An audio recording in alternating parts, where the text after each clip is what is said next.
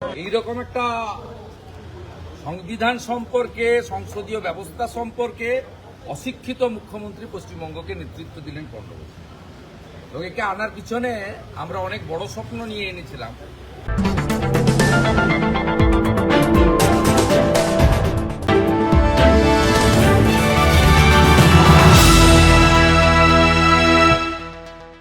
সাংবাদিক সম্মেলন করে মমতাকে তুলোধনা শুভেন্দুর। একগুচ্ছ অভিযোগ আনলেন রাজ্যের মুখ্যমন্ত্রীর বিরুদ্ধে।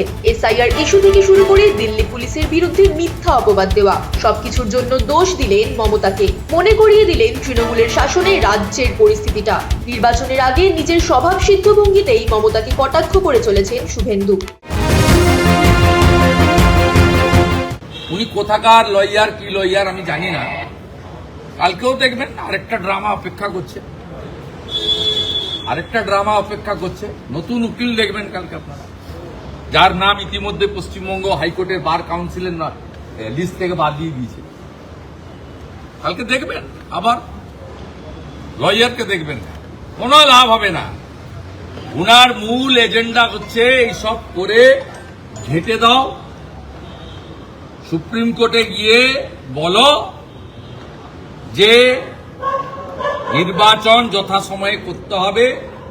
এসআইআর তো ভণ্ডুল করে দিলাম, তাহলে 24-এর লোকসভা নির্বাচনের লিস্টাই করুন, যাতে মৃত থাকবে, ফেক থাকবে, সেখানে ডবল ট্রিপল এন্ট্রি থাকবে, বাংলাদেশের অবৈধ অনুপ্রবেশকারী মুসলমানরা থাকবে, বাবা মাজেদ তার 8টা ছেলে 3টা মেয়ে থাকবে, 4টা বউ থাকবে, তার নাম ভোটার লিস্টে থাকবে।